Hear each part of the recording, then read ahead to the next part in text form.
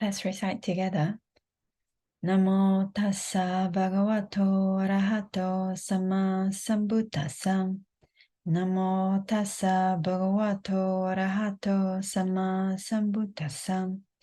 Namo tassa bhagavato arahato sama sambuddhassa. Homage to the sublime, the victorious, and the totally self-enlightened one.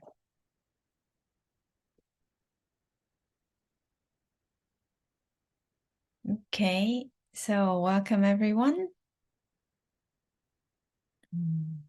Good. Okay, so before we start today's content, I would like to make some comments on something that we discussed about last week. So Alpar, last week, he talked about, he asked about whether some karma, such as being a sotapanna, will that karma be considered as obstructive karma for some other karmas that can give result in the woeful state? I talked with my teacher also, and then he said that in these cases, we do not say that this is like an obstructive karma or supportive karma. So last week, I also mentioned that Sotapanna, he will not be reborn into the woeful state when he or she has become a Sotapanna, right? So I mentioned that that's because he will not be able to commit or do anything so bad that can bring him to the woeful state. But now there is a question. And how about those karma that he had done in so many lifetimes before he became a Sotapanna? So surely a person must have done many different kinds of wholesome action and unwholesome action. And some of those actions might be able to bring this person to the woeful state, although he has already become a Sotapanna. So the explanation of my teacher is that for a person who is already a Sotapanna, his mental quality is very good.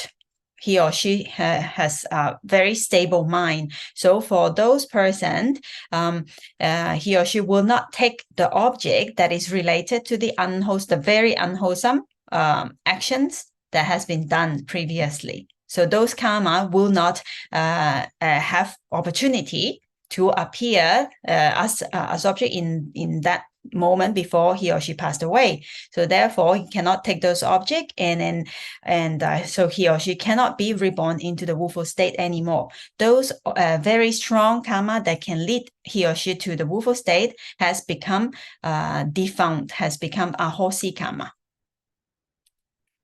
Yeah, does that make sense? Thank you for the explanation. Yes, it makes sense. Usually, we do not say that this is obstructive karma or supportive karma for those other karma to arise or not arise. He said we usually do not explain it that way. And I think that's it. If everyone is ready, we will continue with some more information about karma. Okay. So today we are going to talk about which karma is going to give result during the time of rebirth. So when a person dies, there are so many different karmas that we have done through our life. So which one is going to give result? So the order of giving result, today we are going to talk about that. Karma are divided into different types, in this case, of giving result. So here we will see that there are 4 types of karma, and we will go to them one by one, but I just want to give you the order first. So in the time of the dying, if a person have committed some kind of karma that is called weighty karma, garuka karma in Pali, garuka, which is very heavy, something very strong, right? So that is going to give result first. So if there is no garuka karma, then the next one will be death proximate karma will give result. If there is no death proximate karma as well, then habitual karma will give result. And if there is no habitual karma, the reserved karma will be the one who will decide the rebirth of the next life. That karma. Yeah. Okay. So now let's go to details of one by one to see what is meant by garuka karma, death proximate karma, habitual karma, and reserved karma.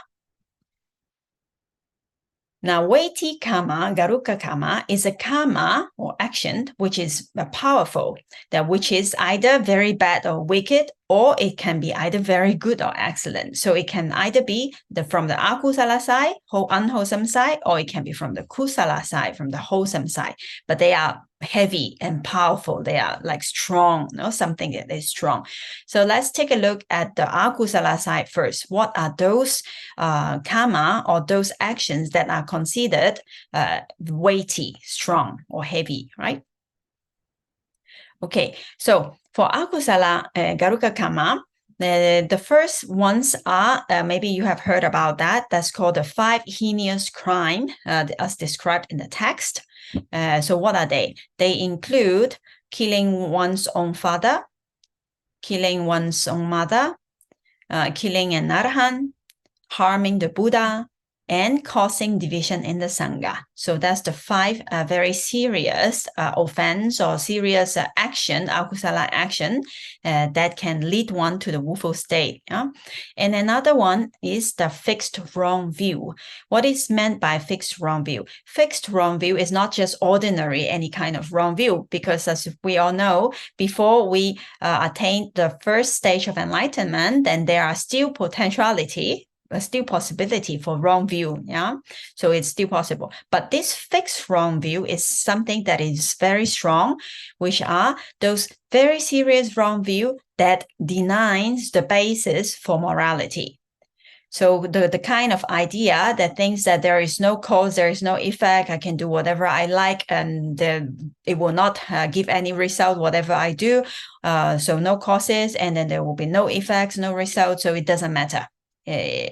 Everything is okay, just do as I like. So those kind of ideas that denies like the basis for morality. Even if I do good, nothing good is going to happen. If I do bad, nothing bad is going to happen. So those kind of very strong wrong view is called fixed wrong view. In Pali, it's called niyata micchaditthi. So this kind of strong view can also lead a person into the woeful state. And let's take a look from the kusala side. Now, from the kusala side, the weighty kamma, those that are heavy, that have weight, that are strong, are the supermundane attainment.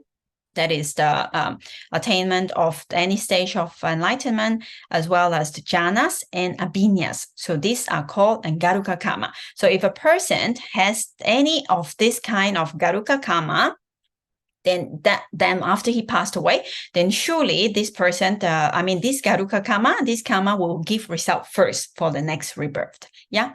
Now, what about if a person that he attained all the rupa jhanas, and then later on he attained the first arupa jhana, so he has the different kind of, let's say, weighty kamma, no? So in that case, which one do you think will give result? The strongest. Exactly, yes. So the strongest one in this case, the first arupa jhana, which is stronger, that one will give result first, yeah? Unless the person has a wish or something that he wished to be reborn in a lower jhana realm or lower Brahma realm, those kind of variation can be possible. But in normal cases, the stronger one is going to give result, yeah? Okay. Now, let's go back to the akusala side, the 5 heinous crime. Now, we have mentioned that there are these 5, killing one's father, mother, killing an arhat, and then we have harming the Buddha, causing division in the Sangha. Then which one do you think are the order of it? Which one are more serious? Can you put them into the right order? Which one do you think is more serious, the most serious one? Harming the Buddha. Harming the Buddha. How about the others? Harming the Buddha, yeah. That's For me, it's causing division in the Sangha. Okay, yes. So actually, the most serious one is, as Claudia said, causing division in the Sangha. So causing division in the Sangha is more serious than harming the Buddha, actually. So why is that so? The Buddha always, even in his lifetime, he put the Sangha first before himself. There is one example you might have heard about. During the time of the Buddha, remember his stepmother Gautami, Mahapajapati Gautami, when the Buddha became the Buddha, and when he came back to teach the Dhamma to his family and the people of his country at that time, the queen, his stepmother, also asked for permission to ordain as a nun, right, as a bhikkhuni. So that's how the bhikkhuni Sanga was established. Yeah. So after that, the queen, when she already became a bhikkhuni, then she hand sold a robe for the Buddha herself, and then she offered the robe to the Buddha, and the Buddha did not accept it. And then at that time, Ananda was said that, Buddha, why did you not accept this gift from your stepmother for her benefit? Please do accept her gift. Then the Buddha said, for her most benefit, the Buddha asked Venerable Gautami to please offer this robe to the Sangha instead of offering to him. So from this example, we can also see that the Buddha also placed the importance of the Sangha even over himself. So that's how important it is. So causing division in the Sangha is not just only harming one person, although the person might be a Buddha, is such a noble person, a great teacher, but causing division in the Sangha is going to cause a lot of damage, right? Because it's going to split, and then the teaching is going to, not maintained as in its pure form, and many generations of people and beings are going to get harmed because of that. So therefore, it is even more serious. So now the first one, the most serious one, is actually, as Claudia said, causing division in the Sangha. And the second one is harming the Buddha. And then what about the next one? What do you think? Mother and father. Yes, not there yet.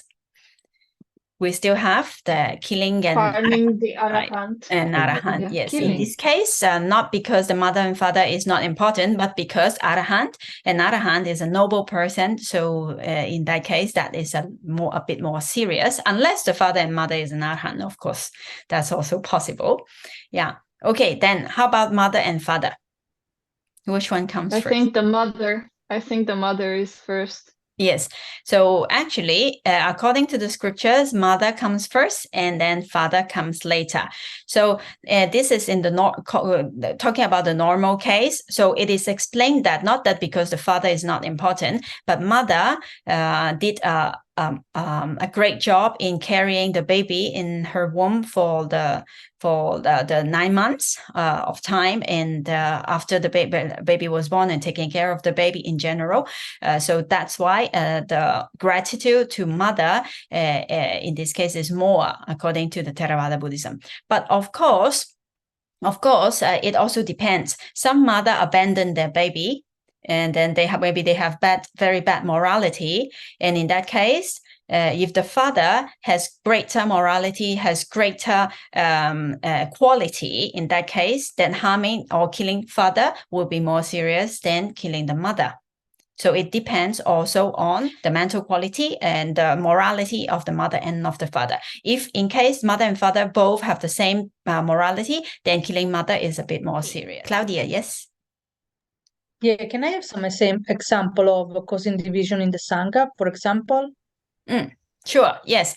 So actually, there's causing division in the Sangha for lay people. We do not have to worry about it, because this is specifically for monastic, for monks. So to cause a division in the Sangha is actually very specific. According to the book of Sayadaw Usilananda in the Abhidhamma Sangha, when he explained about this point, he said that there are some Sangha Kamma, Sangha actions, which are performed by monks, specifically in the Sima Hall. Have you heard about Sima Hall? So in the monastery, there is a specific building that is called a Sima Hall. This building it has a lot of special points when it is built. Let's say it must be disconnected with all the other well, I mean, it's totally disconnected. It's like an island. So its electricity is not connected to this building, or like water, or like this. So it's totally disconnected, like an island. So what is this building for? This building is for the monks to have their ordination ceremony. So all the monks are being ordained inside the Sima Hall in this very special building, and they have like in Myanmar. In the monasteries, when you see the Sima Hall, you see like some stone sign that is in the four corners of the building. Like you can recognize which is the Sima Hall. And when there are some let's say during the Uposatha day, the full moon day or the new moon day, all the monks will gather in the Sima Hall, and then they will recite the Patimokkha together. And when there are some special events or special things that they have to discuss about, then the Sanga will gather in the Sima Hall, and then they will make a decision and so on. So Sima Hall is a very important place for the Sangha, no? For the monastics. So causing a division in the Sangha specifically means like during those Sangha Kamma, so Sangha actions, the activity that Sangha has to do, during that time, the group of monks, they must stay as one, and they must recite together, and they must make the decision together as one. So if some monk in the Sima Hall make another group, and they do not join into the main group to do the Sangha action, but instead in the Sima Hall in the same time they performed another action separately. So in that case, like in the meeting, let's say they are discussing about some point, and then they do not agree, then they separate from that main group, and then they make their own ceremony and so on. So those specific cases are called causing division in the Sangha.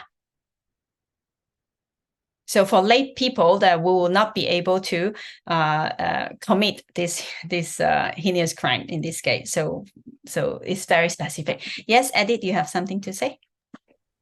Would it be causing a division in a Sangha if, let's say, a monk talks about other monks, or says, oh, I don't know, the teaching of this monk is not good and you shouldn't follow it, and etc. Yeah, I think according to the information that I have read in the book of Sayadaw Silananda, in that case, then this would be still a very serious offense. It will be still a very serious karma, but it is not the garuka karma that brings you definitely to hell. Definitely to the woeful state, because this garuka karma, as I just mentioned, is very specific. Then during those Sangha actions that is being held in the Sima Hall, those are the places and those are the times when this division of Sangha specifically can be performed or can be done. No? So what you are saying is also causing division, but not. But those is less serious than this garuka karma. Can you please tell me, like, what would be the right attitude between monastics, even if they don't live together and so on? Like, what did? I mean, you should never talk bad about other monks. Basically, that's what I'm hearing. Right. Well, I'm not in any position to say about how the monastic should behave. First of all, I just want to say that. And so what I can share is what my teacher says, and it's not specific to monastic, it's for everyone in general. So maybe sometimes that we might think that, oh, my teacher is right, or the other teachings is not good, or this or that. But my teacher says that it is not good to say so, because we do not know the other teacher's attainment. What if he is an arahant? What if what if he is a sotapanna, or he has very good morality? So to say something bad about a person that has such kind of noble behavior or such kind of mental quality is very bad karma for oneself. So my teacher says that we never know what how the mental quality of the other person. So it's best not to say or to criticize, because also we don't know exactly. So we are also not totally enlightened. We cannot say that this is right, this is wrong. Well, of course, sometimes in some cases we know, sometimes they're very obvious, right? Something, but it is not necessary to say bad about other person. That is what my teacher says. Just to protect oneself, in case we do not know what the other teacher about their morality and about their attainment. Okay, yes, Claudia? Sorry, maybe this is so long, but maybe sometimes we are we can judge from the other person action, so we judge based on what we know, but it's true that we can never know. Yes, that's right. Of course, it doesn't mean, my teacher's idea doesn't mean that we have to accept everything. It does not mean that. What he said is that, of course, with our own knowledge, with our own practice and with our own Dhamma knowledge, we know that there are so many teachers out there. We can know whether this teacher, what he said, is in accordance to what we have learned or not, or whether his behavior is in accordance to what we know about how a teacher or lay teacher or a Sanga or a monastic should behave or not. That we can know. So with that judgment, then we can choose for ourselves whether this teaching, I can accept it or not. But what my teacher says is that we do not have to criticize the others. If it is, if we think that this is not in accordance with the teacher, with the teaching, we know, because we have learned and we have practiced. So then we just know that, okay, this is not in accordance. Then we just don't have to follow that, and we have to have a critical thinking. No, we should say. We have to know, but it is not necessary to criticize others or to say that, oh, this is so bad, or no, that is not good, or you should not do that, you should not do that. No, it's only that. Okay, so let's continue. Now, what about a person, he or she have done both, causing division in the Sangha and killing one's mother, let's say, as an example? Which one will give result? Causing division in the Sangha. Yes. So in the same way, the more serious one is going to give result first. Yeah. Okay. So this garuka Kamma, this weighty Kamma is said to be so powerful that they cannot be replaced by another type of Kamma. So this death proximate or habitual or reserved Kamma is not going to be able to take its place. So for sure, if there is a garuka Kamma, then this one is going to give result first. But another garuka Kamma, let's say as we see right now, if a person killed his mother and later then it caused division in the Sangha, and in that case, our same group, the garuka, one more serious garuka Kamma can take the place of another garuka Kamma. No, in that case, that is possible. So this weighty Kamma is like a big wave. It is so strong that it then is coming, then is inevitable. It's going to give result first. Okay, so now we may wonder, what about if a person first he attained jhana, so he has a kusala garuka Kamma, and later he commit one heinous crime? So what happened here? Which one is going to give result in this case? Now, as we have seen in the example of Devadatta, the cousin of the Buddha, Devadatta, he did not only have jhana, but he have abhinya as well. Yeah, so he has this kusala weighty Kamma as well. But because of what he did, the akusala that he did, those kind of jhana and supernormal power, they all disappeared.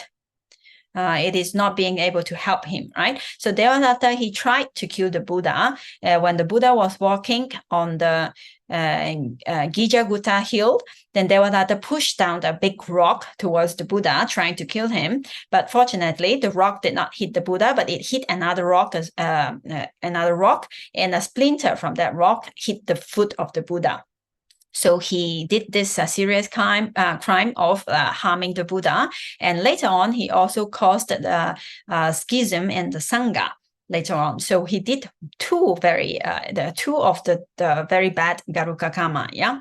So although he once had abhinya and jhana and all this, but because of what he did later on, the attainment of the jhanas and his abhinya, they all disappeared. So it is not being able to give result for a rebirth in the Brahma realm for Devadatta, no? But instead, and he was reborn into the woeful state because of what he did.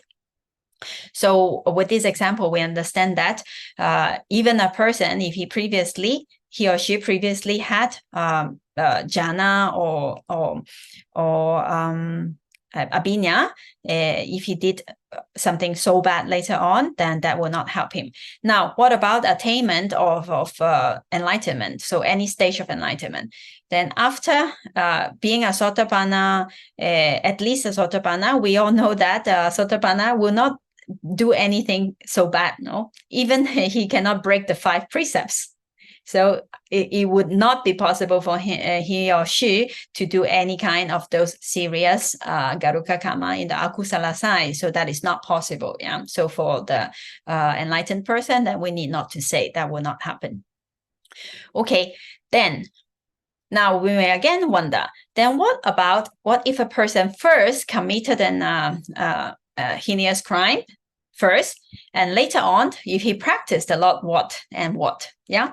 So in this case, if a person committed one weighty karma, garuka karma, in the akusala side, unfortunately for him, he or her, in this very lifetime, it is not possible for him or her to attain any jhana or attainment of enlightenment in this very life.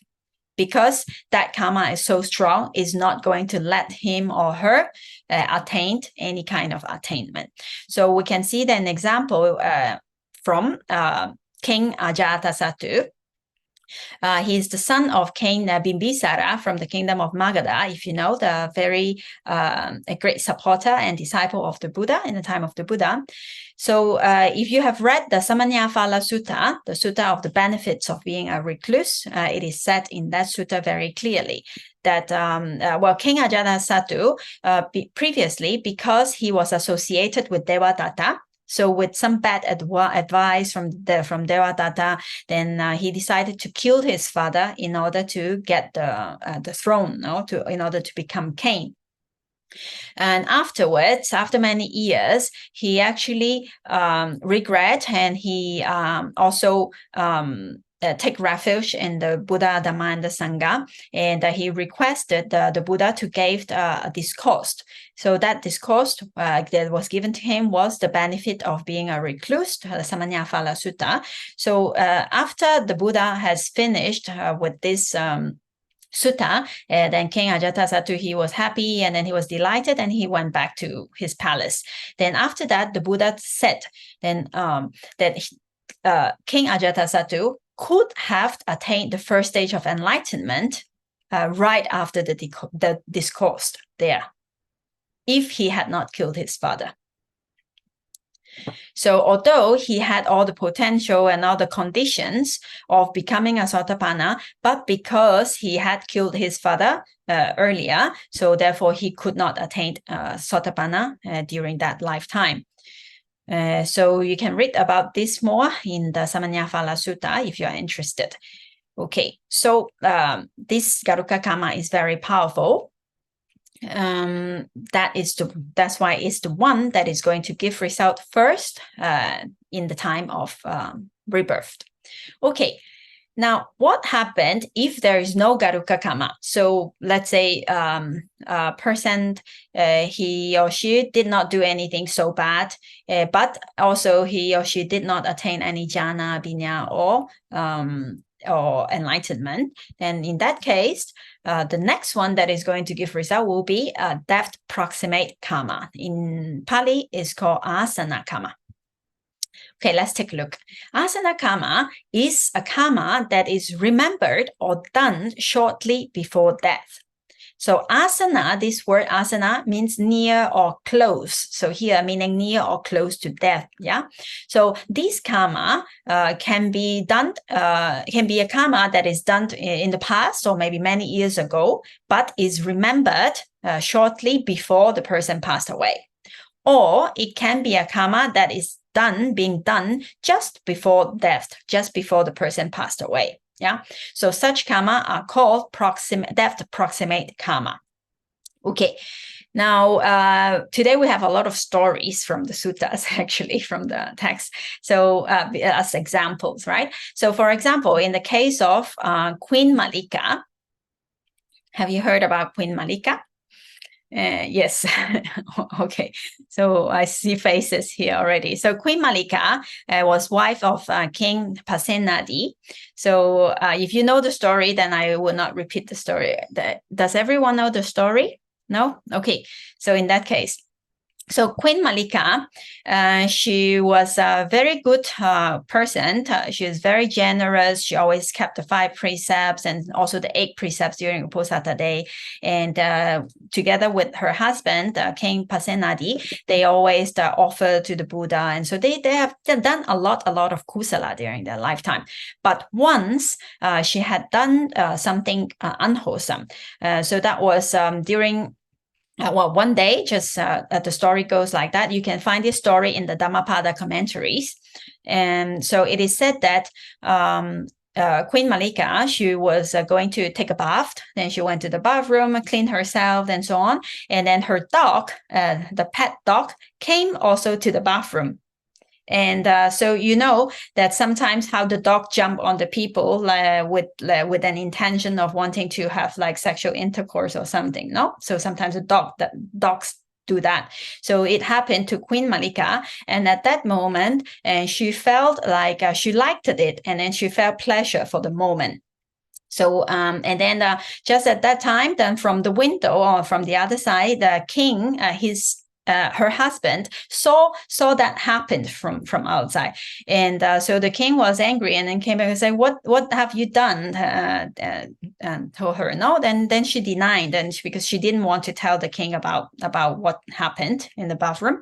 So she said, "No, nothing. I didn't do anything. Nothing happened." And said, "So something's wrong with the bathroom. Like it must be the angle of the window. Like if you look from here, it looks like something strange, something like that." And so he somehow convinced the king that she didn't do anything. But then after that, then she always have a remorse in her mind, and she have always think that like it was so bad for her and that what she has done, and also lying to the king and so on. Okay, so although throughout her life she has done a lot of kusala, a lot of wholesome deed, but because of this just one incident, that she cannot forget. No, it was heavy for her and in her mind. So before she passed away, she remembered that, unfortunately. So because of that, because she just remembered, and then that karma came to be the death proximate karma for her. And because of that, then she was reborn into the woeful state for 7 days. So actually, in the sutta, in the text, you will also find that after her passing away, King Pasenadi asked the Buddha, so now that my queen has passed away, she has done so much kusala, where is she reborn? Then at that time, the Buddha did not answer, because the Buddha didn't want the king to get upset or to get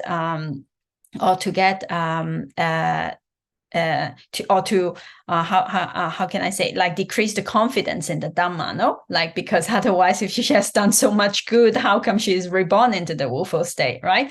So the Buddha did not want to answer him at that time. Then after 7 days has passed, and when the king offered lunch to the Buddha again, then he asked again this question. Then he said, where is Queen Malika reborn?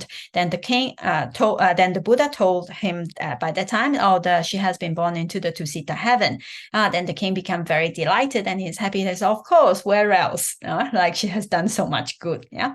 So that was the story of the Queen Malika, and how the death proximate karma can interfere with the last moment, in the rebirth. Although the person might have done a lot of bad during her lifetime, or might have done a lot of good during his or her lifetime, but the last moment is also a very important moment. Now, another example will be the example that we have mentioned like quite many times already of this venerable who was a hunter previously, and because of the offering flower to the pagoda before his passing away delighted his mind and changed the object, and he was reborn into a heavenly realm instead. So that was another story. And yes, Edith? I was just thinking of Venerable Channa who committed suicide. And I was going to ask if somebody would just be mindful, and mindfulness would be the last thing that they do. That would be a very powerful death proximate Kamma as well, right? Yes. Now it is important, very important, to know that this example, I thought that this example was like when he cut himself, then he realized the Dhamma and become an Arhat, right? So that is not an ordinary death. Yeah, so we have to remember that, because of his quality of mind, he is so ready already. But of course, if we have practiced throughout our life being mindful all the time, then before we passed away, there are more possibility of us being able to keep mindfulness during the last moment of life. If we have never practiced in our life and we just thought, I just be mindful when I die, then that's most probably not going to happen, because in the time when we are dying, the mind is already very weak. Yeah, then I don't think it is possible. Then my teacher also said it will be very hard for that person to just be mindful before he died, if he have never practiced or have not continued, build up a strong practice. Yeah, but of course, to die with mindfulness, surely it is kusala, and it's surely if we do not even attain like arahantship at that moment, then even that it is going to give a good result, a good rebirth, which will support the continuation of the practice in another life. So that's of course really good, no doubt about that. Yeah, in a way, I always think of this like I myself, I train for that, so that in the death time to be able to be mindful as well. Like that's my thought or intention at least. Thank you. That's very good. Yes, that's very good. If the mind is very used to that, and it is always keeping the mind there, then it is very possible for the person, more possibility for the person in the last moment to have that. That will also come as habitual karma, the next category we are going to look at. Yeah. Okay. So before we go there, let's continue a little bit about the death proximate karma. Now, the death proximate karma is very important, as we saw in the examples, that because it can determine our next rebirth. Now, either it will be a good rebirth, or it will be a rebirth in the woeful state. So even a person may have done a lot of good, like Queen Malika, if she remembers something bad or something unwholesome just before that, then it is good enough to give her a rebirth into the woeful state. Although because of her kusala, then she did not stay there for too long. It was 7 days, and then she was reborn into the heavenly world. And in the same way, although there can be, a person can be very bad and can have done a lot of kusala karma, but because of a good death proximate karma, that can also give him a chance to be reborn into a good state. Yeah. So therefore, in the Buddhist countries, it is very it's a custom to remind the dying person of his good deeds, or to urge him to arouse good thoughts during the last moments of his life. So it is very necessary, or it will be very good to have a person needs a good company when we are dying, or when some relatives or family are dying. It would be wonderful if we can be that good company for them. Now, this company, what does this good company or good friend do? It can create favorable conditions so that the person can get into a good mood, can have good thoughts, can feel peaceful. And we can also remind the person, or when we are dying, then we try to remember the good that we have done. And if possible, in the last moments, also do some good deeds, either accompany a dying person, relatives or friend, or oneself, try to do something good also before we passed away. I think, if I remember well, it is said that Dipama, do you know about Dipama? That in her last moment, before she passed away, and she was having her hand claps and then offering flower to the Buddha, right? I don't remember if maybe you have heard about that. So it's just doing such a good deed. Yeah.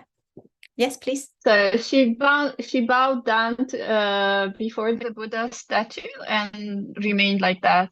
She died like that. Right. Paying respect and.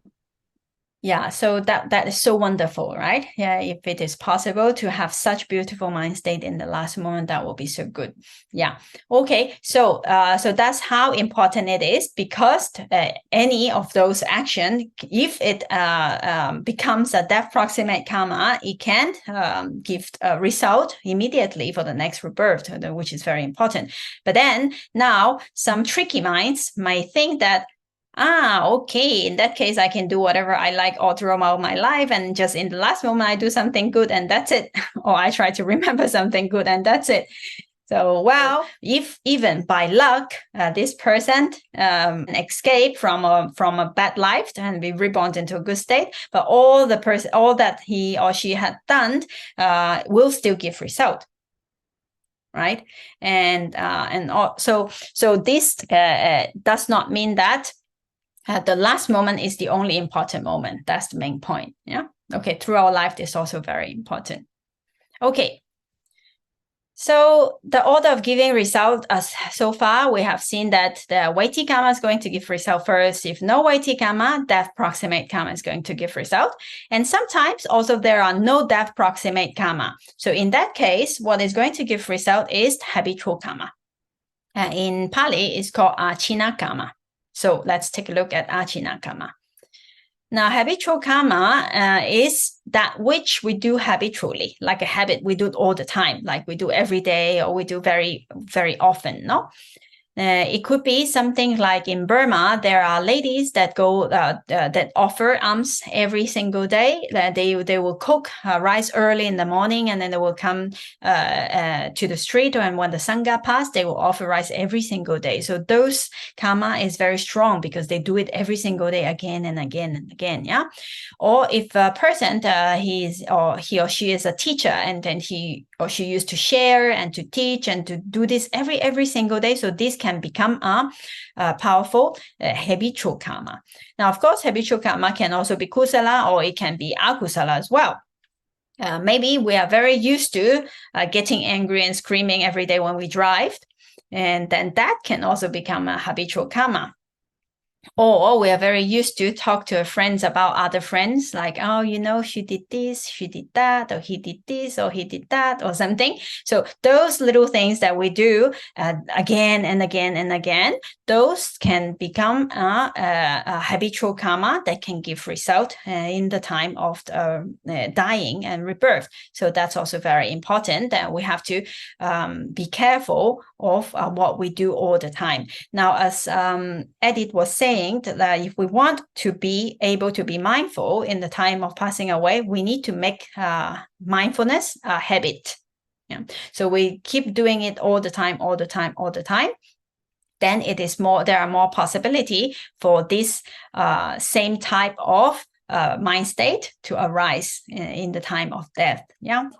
Okay. So I think habitual karma is quite easy to understand. Now, if we say habitual karma is so important because we do it again and again, why does that proximate karma give result first? Yeah, if habitual karma is much stronger. So the example being given in the text is like that.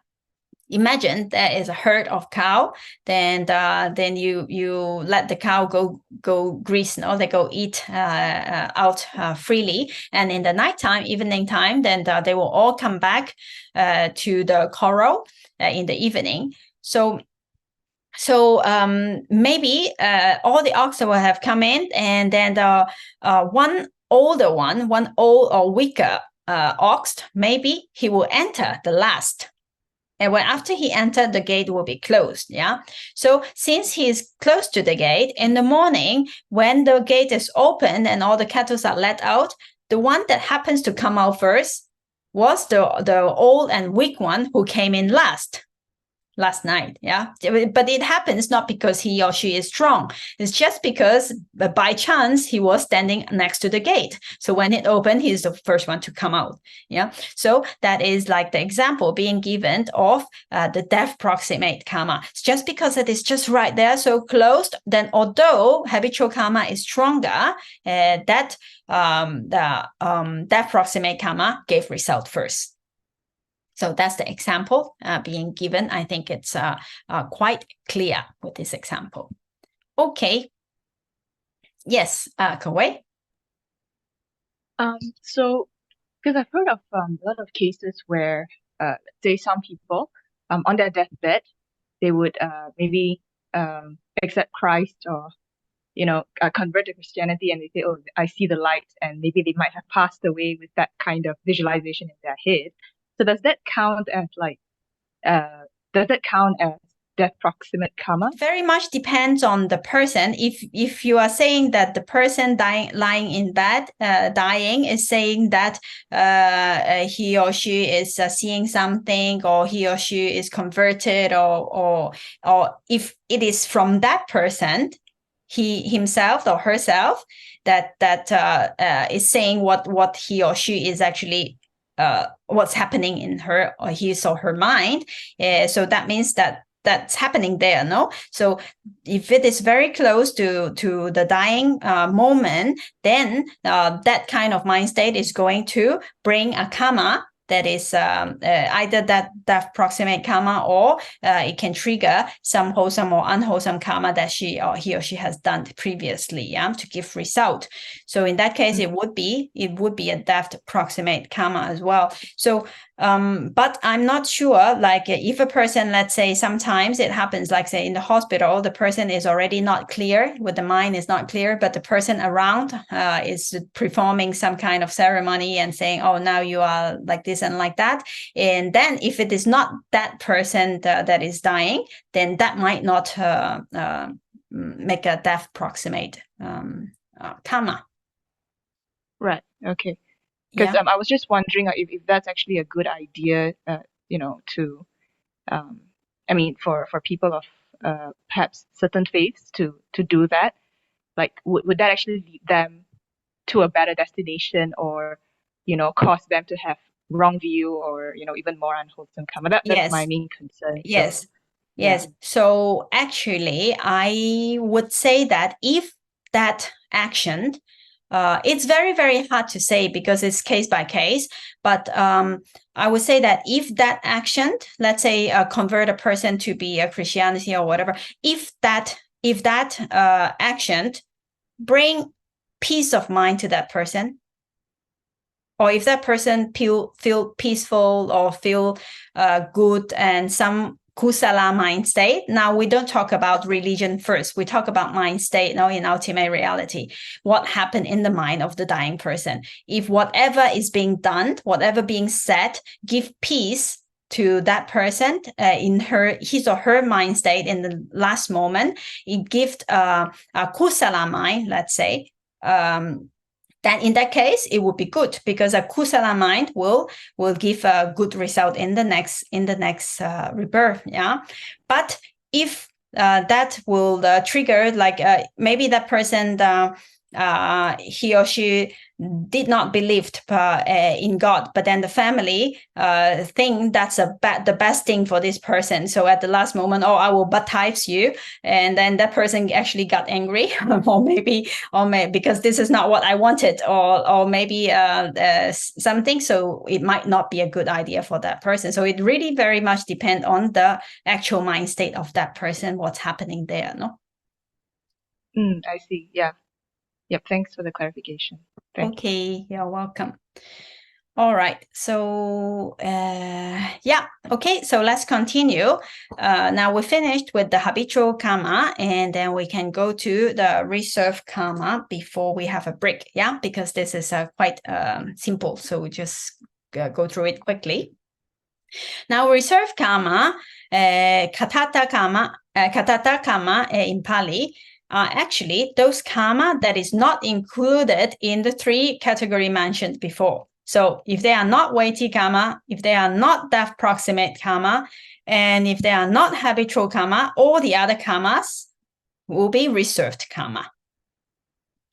So reserved karma can be done in this lifetime, or can be done in other past lives as well, that is strong enough to generate a rebirth.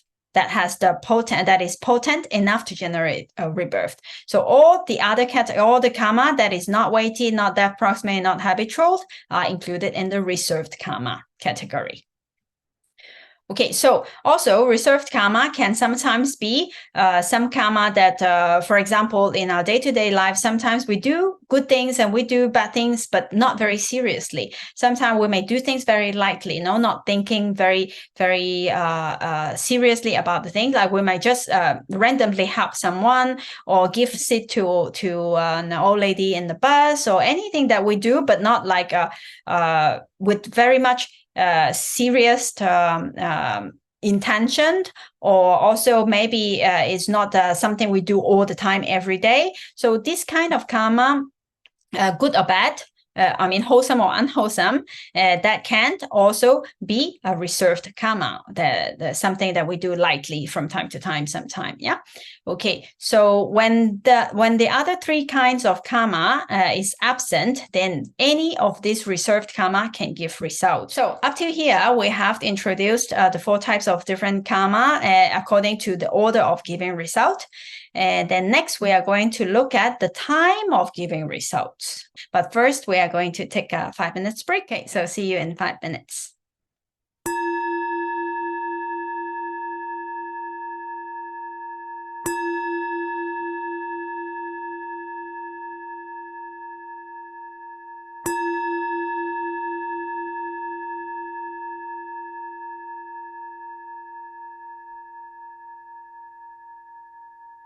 Okay, welcome back, everyone.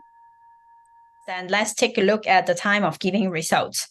Let's see, if this is a timeline, let's say, so we have now here.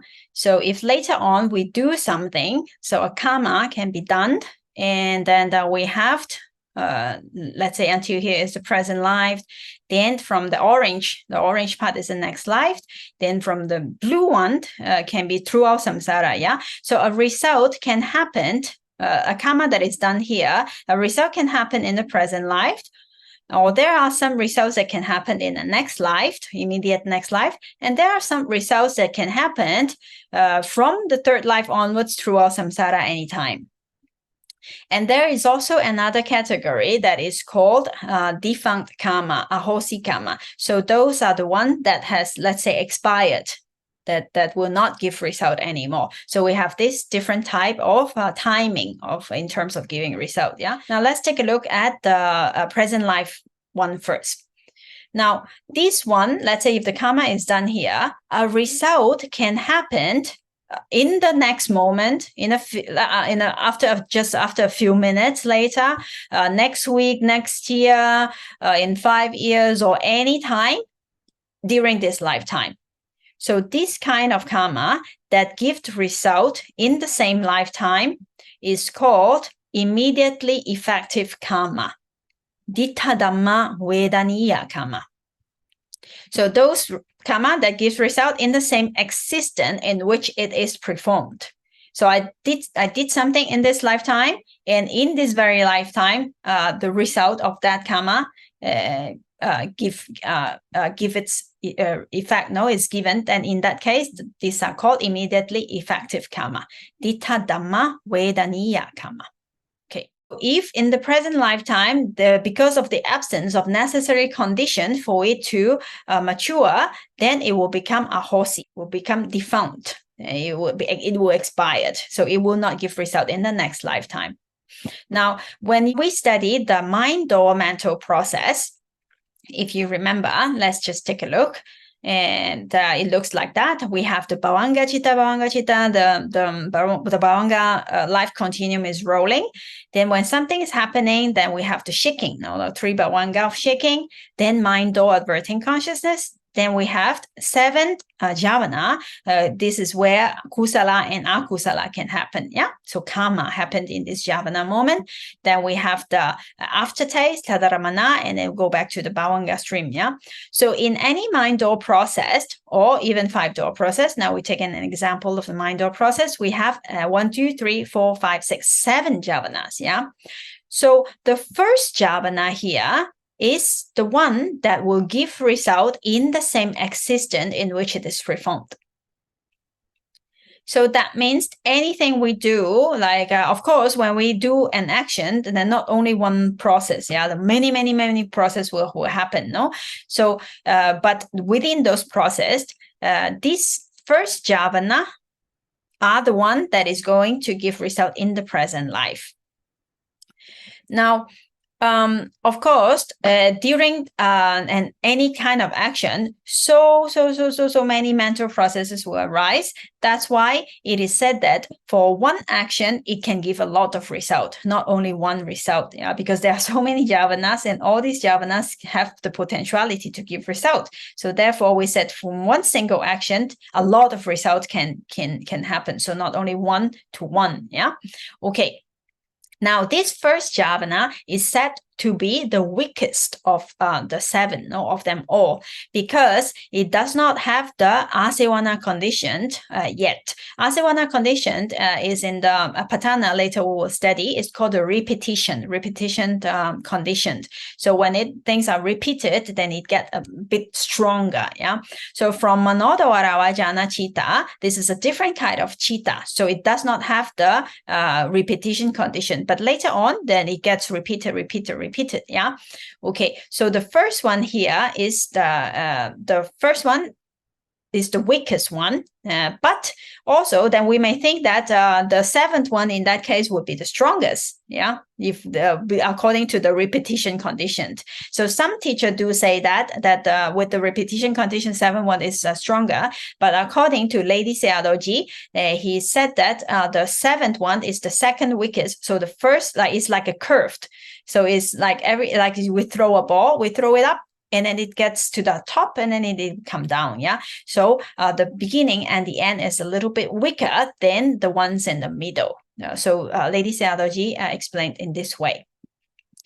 Okay, so now we're talking about those that give result in the present life. So that will be the first one, the first jhana. The immediately effective karma, the ditta dhamma vedaniya karma, are the first jhana, actually, that will give result in this present lifetime.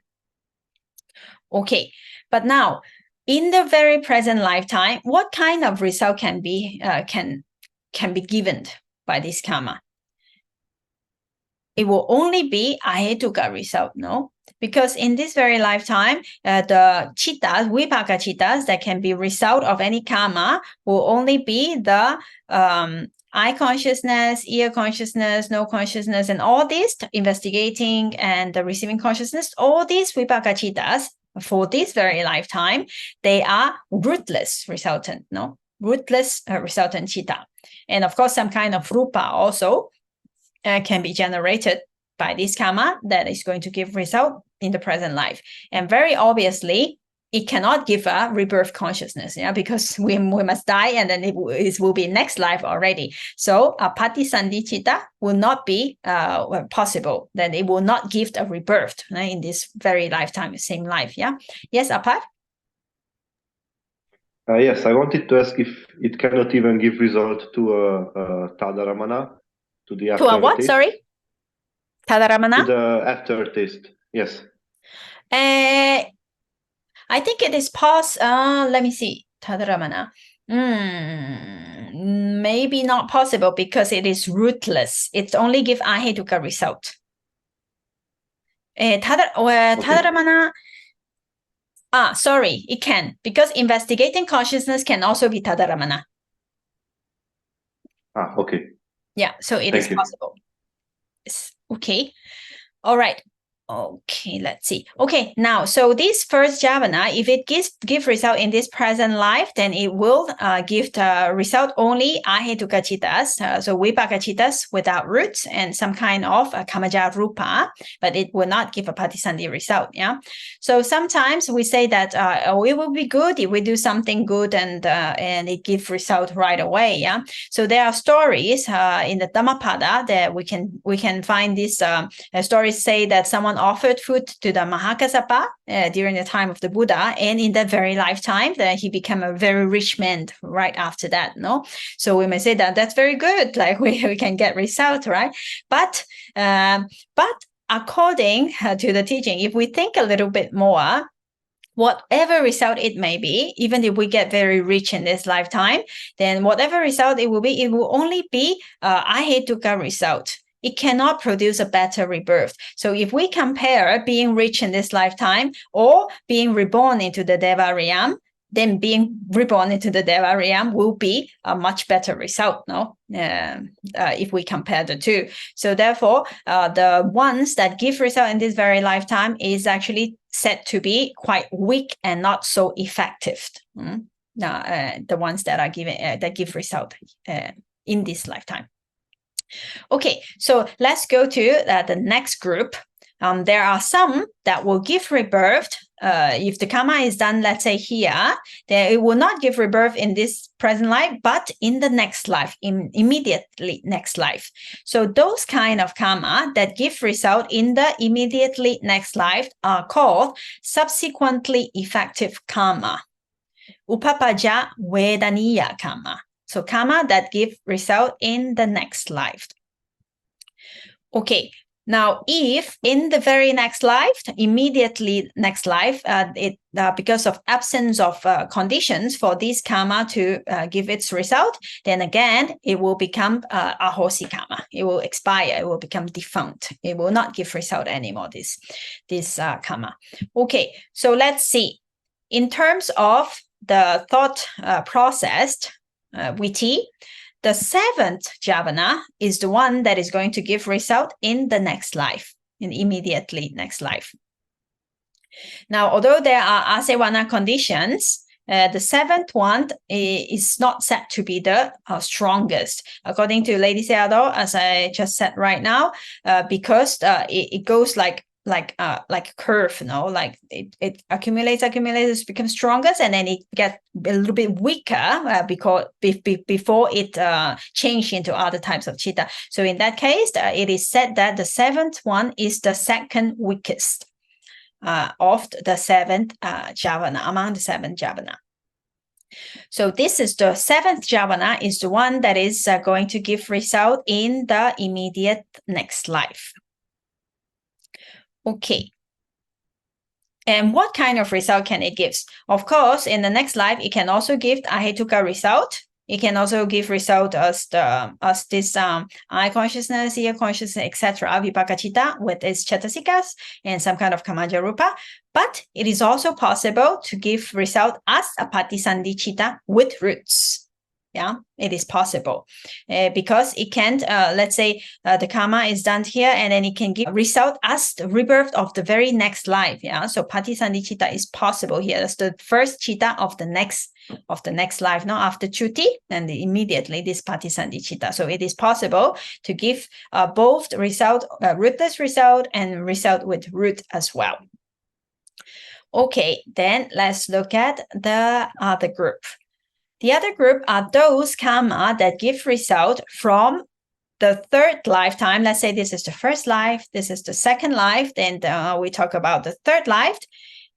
From the third life onwards, onward, from the third life onwards, throughout samsara anytime. So this type of kamma is called indefinitely effective kamma. Apara pariya vedaniya kamma. So kamma that gives result during the time from the third life, counting from the present or from the life that the kamma has been done, throughout samsara anytime.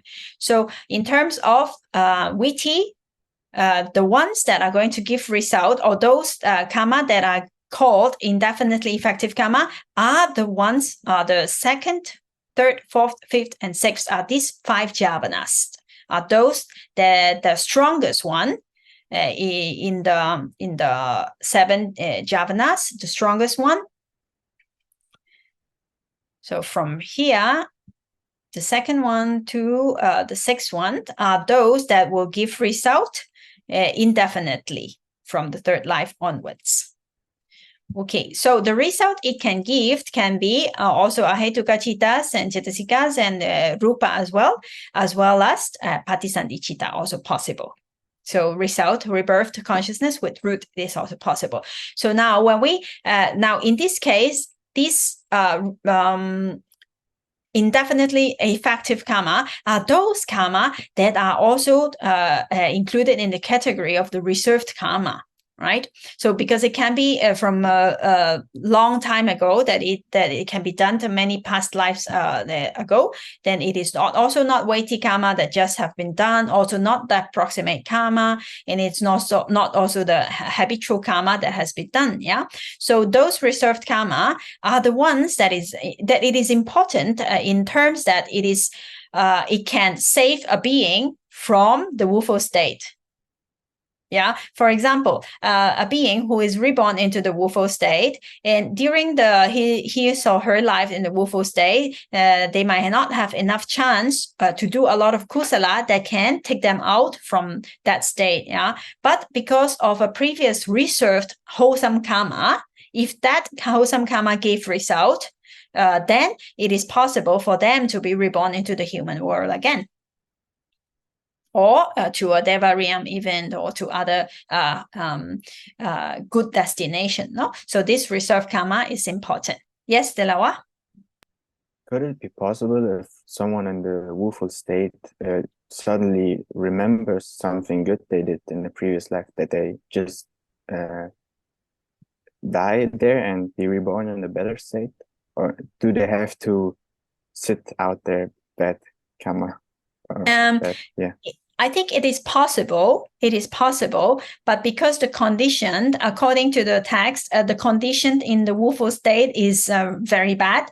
So it is very hard for beings to generate good mind state. But it also depends. For example, animals can also do kusala. No, sometimes one animal help another animal. Then we've seen like sometimes there are some videos of some even a dog helping a fish or something. No, we've seen those kind of videos.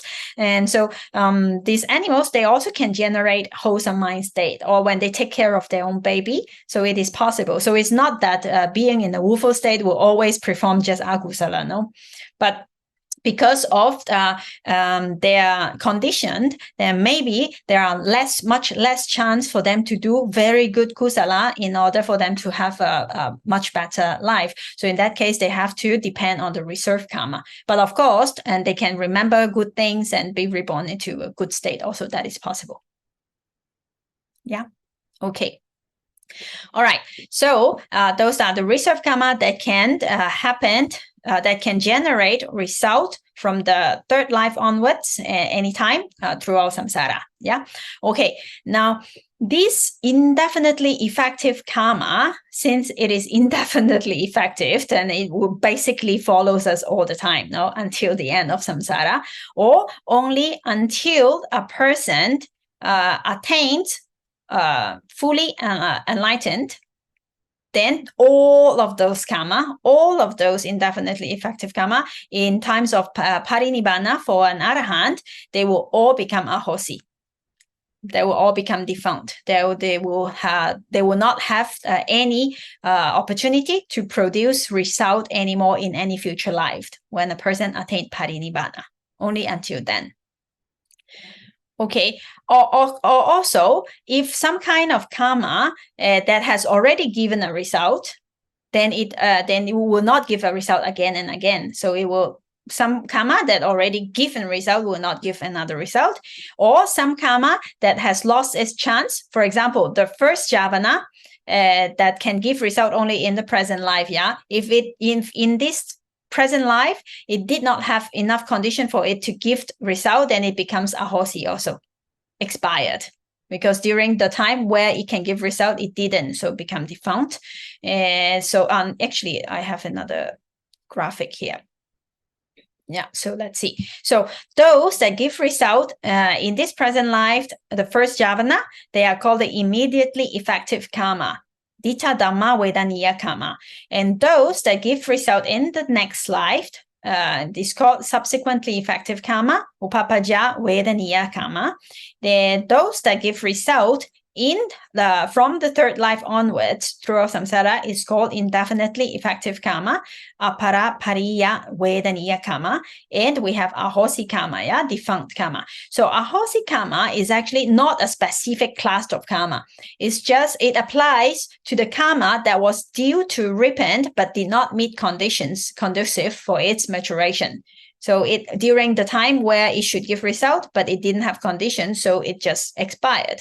In that case, so those are the ahosi karma, defunct karma. So in terms of the time of giving result, then we have these 4 types. No, okay. So today we have seen 2 different groups. The group of the order of giving result. We have seen weighty karma, depth proximate karma, habitual karma, and reserve karma. We have also seen the karma in terms of the time of giving result, right? So until here, now we have finished the content that I have prepared for you today. So if you have any questions, then we can discuss a little bit. Sure. So, sorry, this is just a random question, but I've just Googled, and apparently there are 6 different types of spiders that actually eat their parents. At birth. So I was just wondering, because these, I guess, beings born into the animal realm, they are somehow biologically designed to do that, right? To commit one of the heinous crimes. So I was just wondering if, for them, this heinous crime or consuming their father and mother would actually, result in rebirth in a more woeful realm, perhaps. Interesting. Yeah, like the spiders or something like that. Yeah. I'll ask my teacher about that. Whether this heinous crime apply to other realm and these animals as well. Yeah, and also even in the human realm, I've seen some cases where some children might have, unintentionally resulted in the death of their parents. So perhaps the volition wasn't really that, like the intention isn't as wicked, as others who really have a very strong motivation to murder their parents. But like what happens then in these cases? Yeah. And there are also cases where parents are abusive, or they're just, they may have accidentally killed their parents in self-defense, cases like this. So are these considered garuka karma as well?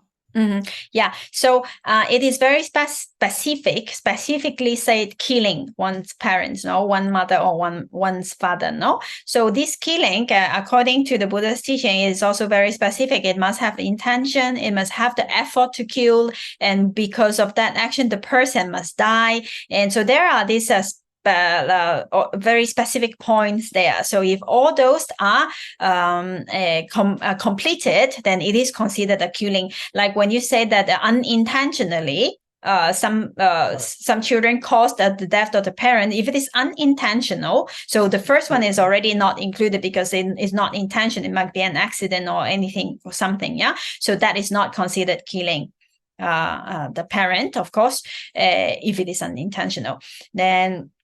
And then the harming. So in terms of harming, then also, if we check the list of the killing, then the person did not die because of that action. No, so although the intention was to kill, but because of as a result of that action, that the parent or the victim, let's say, did not die, so that is not considered killing but harming. So in that case, that will be a very serious akusala action that will give serious result, but that is not included in the heinous crime since it is not performed, no, the exactly that action. Okay, thank you. Okay, welcome. Yes, Edith. I have two questions, and both of them are related to death proximate, the proximate Kamma. So the first one is a little bit silly, I think. I was thinking to ask, like, what if someone just imagined something good that they did, but they didn't do that, but they like just in I don't know, they have the power or to imagine to, I don't know, bowing before the Buddha or giving things. Yeah, would that count?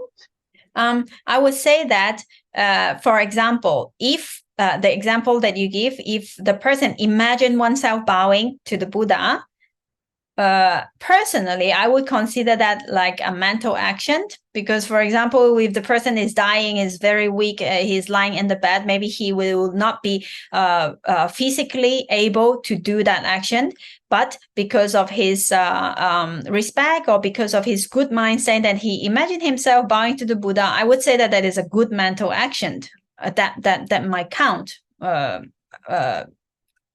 I mean, this is my understanding, yeah, but I would say so. Then if he imagined himself giving something to others, or he imagining, so even if he did not do any action, then the actual giving will not give result, but because he is imagining himself giving something, so he's generating a good mind state, yeah. So because of this good mind state, then this good mind state will be supportive for a previous good deed, a previous good karma to give its result during the dying time. So maybe the result that is going to give result is not the imagination, but is another kusala action that he has done previously. But it's because of his mind state that he is calm, he's imagining good thing, and he is having a good mood. Because of that it triggered that other wholesome karma and give conditions for other wholesome karma to have chance to give result at that moment. That is possible, I think. So that is a very good hack for before dying, right?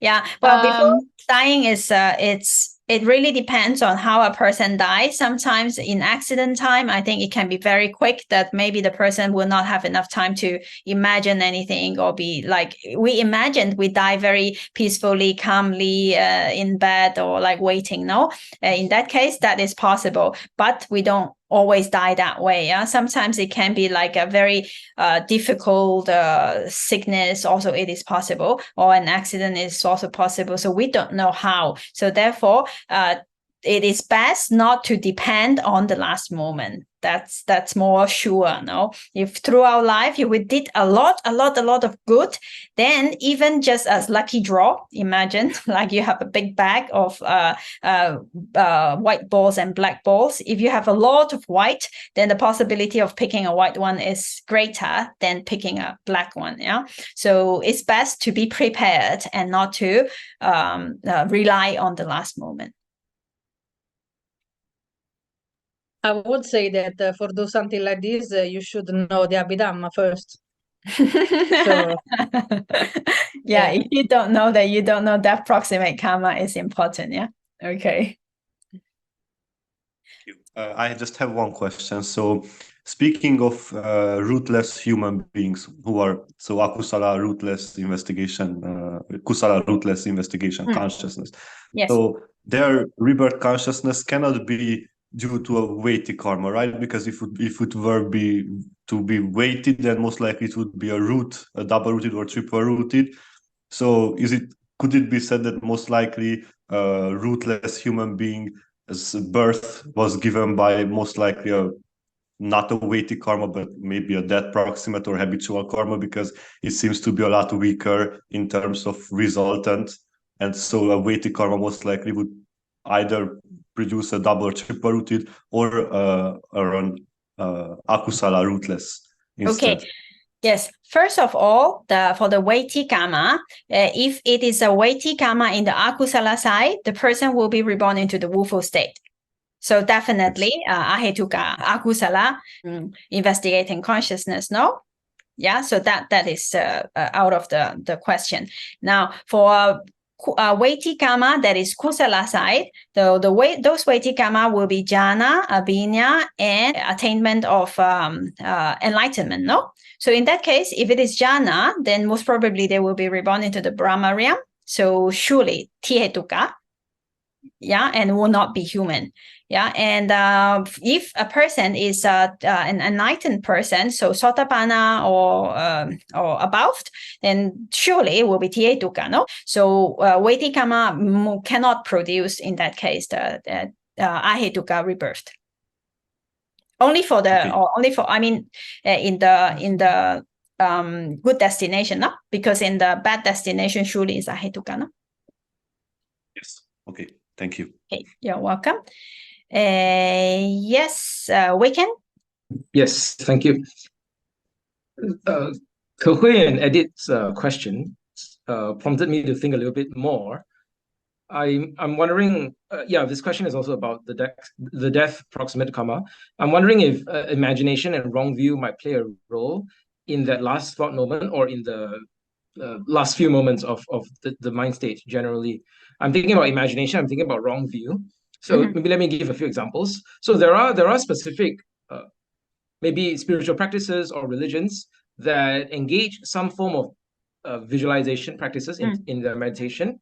And it is possible for perhaps some meditators to visualize a potential destination of rebirth, some kind of paradise or land or that could be possible. And I don't know, like I suppose it's a kind of visualization or imagination, but to me it seems like it will be wrong view, at least if it's not aligned, with the teachings of the Buddha. And I'm also thinking about, in some of the religions, Kehui mentioned Christianity. There are also a few other religions that teach about some sort of eternal afterlife, and that would be, I guess, a species of eternalism, which is a wrong view as well. So that's one, imagination. I'm thinking also of a kind of wrong view in terms of paying respect, or I mean, we talked about Dipama, who died in her bow to the Buddha. That would be, supremely meritorious, I suppose, due to how praiseworthy the Buddha is. I'm thinking about some situations where they might die in the memory of someone, or in paying respect to someone, but that someone might not be a very good person. I'm thinking of something like I'm trying to think of something perhaps in a situation of war or something like that, where perhaps someone dies in a particular military or political sort of campaign, and they die not necessarily on the battlefield, but they die fighting for a cause, so to speak, or fighting for someone, like a national hero or someone like that. Exactly. Okay. So they might die bowing, so to speak, bowing to someone whom they respect a lot. But I suppose there might be a lot of wrong view caught up in that, and that person whom they respect might not be entirely praiseworthy. So I'm thinking of these different possibilities. The common thing would be something like imagination plus wrong view potentially, and so I'm wondering how that might factor into. Thank you for the question. I think here we are touching the beautiful point about Abhidhamma, because Abhidhamma always it deals with ultimate reality. So it is important and it's easy here to understand if we look at ultimate reality. if we think of a lot of stories, situations, it can be many, yeah. But ultimate reality is what is actually happening in the mind of the person. What kind of a wholesome mind, whether it is a kusala mind or whether it is akusala mind happening in the mind of the person, yeah. So if we look at that, then there will be no mistake of what kind of result is going to happen. Because if we think of the situation, then we are not sure what's happening, then it might be like that, it might be like that, then now it is our imagination. We imagine what is the person is imagining, yeah. Now, but if we look at ultimate reality, in the mind of the dying person, whatever he or she might be thinking of, so some kind of chitta must arise in his mind, yeah. So those chittas, whether it is kusala or whether it is akusala, is what matters. So if the person, say, we take the example, if the person, same case, yeah, if the person, he or she, before dying, he think of a national hero, yeah, he think about that, and then he thinks, he's so kind, he's so good because for the benefit of many, then he sacrificed himself, then it was good. So he or she is generate a good mind in that sense of appreciating someone doing something good. Giving benefit for the many or doing something. So if he or she is generating a good mind, so it's a kusala mind that's happening in his mind, so or her mind. So that kusala is going to trigger or give conditions for something that he or she has done in his life. So it's going to trigger another kusala that will give result as a rebirth in his next life. Yeah. So in that case, it will be good. Now, if that same situation, let's say another scenario, he or she is thinking, it is so good that I don't know what, like our ABC people is the best people in the world. Like we have to kill everyone that is not ABC. We have to kill all the EFG people or whatever. And our hero did the best thing in the world, and he was so right to kill everyone. And if he think or she thinks like that, then of course, definitely akusala mind is happening in that person. So with akusala mind, so akusala result is going to happen. So in that case, then a bad destination is bound to be waiting for this person, in the next rebirth. So if we look at ultimate reality, there is no mistake. But we cannot say in this case exactly. We imagine what happened to this person or what happened to this person. That will be very difficult to say. But always look into ultimate reality, then there will be no mistake. Yeah, is that clear? Well, yeah, I think this is the beauty of Abhidhamma, because it goes to, we talk about not concept, but ultimate reality. Yes? Okay. All right. Anyone else? I was just wondering, I don't think there's an answer really, but which kind of kamma is more common, like in this life, next life, or throughout samsara? Not that you can really answer that question, but I just now you see that. Now you see in the Weighty there are seven jhavanas, right? So the first one can give result in this present life, and the last one can give result in the next life, and the middle ones, the fifth in the middle, can give result in from the third life to indefinitely throughout samsara. Yeah. So if you count in numbers, that it would seem that those indefinitely will be more. Yeah, if we do it mathematical way. But of course, it all depends on whether conditions are favorable for what kind of karma to give result when. Yeah. Yeah, now that I think about it, it makes sense, because our lives are so short, right? So not much time for the karma to ripen. Yeah. Okay. Yes. Okay. Thank you very much. So I just want to mention the people who are in America and I mean, it's in Canada, and it's just so early for them. I would like to hear from them, like, what do time they feel early, waking up so early? I think Nita had woken up 5 a.m. today. Yes, I'm personally okay with it. Yeah, you okay? All right. Yes. Then how about Bruce and Shibitsu? I'm okay with it. You okay? Yeah, everyone okay? All right. So Thank if you. thank you very much for the consideration. Also, because we are all from very different places, so sometimes it's difficult. But I really appreciate your effort for connecting in such early morning. And so if everyone is okay, then we'll keep the same time. So is that all right? Okay. All right. So thank you very much, everyone, for joining and for studying and then discussing about the Dhamma together. I hope during this time we have all generated a lot of kusala mind, contemplating on the Dhamma, which is a very good thing. So let's share our merit and also dedicate our effort for the attainment of Nibbana. Okay. Itam no punyam nibbanasa pacayo hotu. Itam no punyam nibbanasa pacayo hotu. Itam no punyam nibbanasa pacayo hotu. Itam no punyam savasatanam pajima. Itam no punyam savasatanam pajima. Itam no punyam savasatanam pajima. Sadhu, sadhu, sadhu.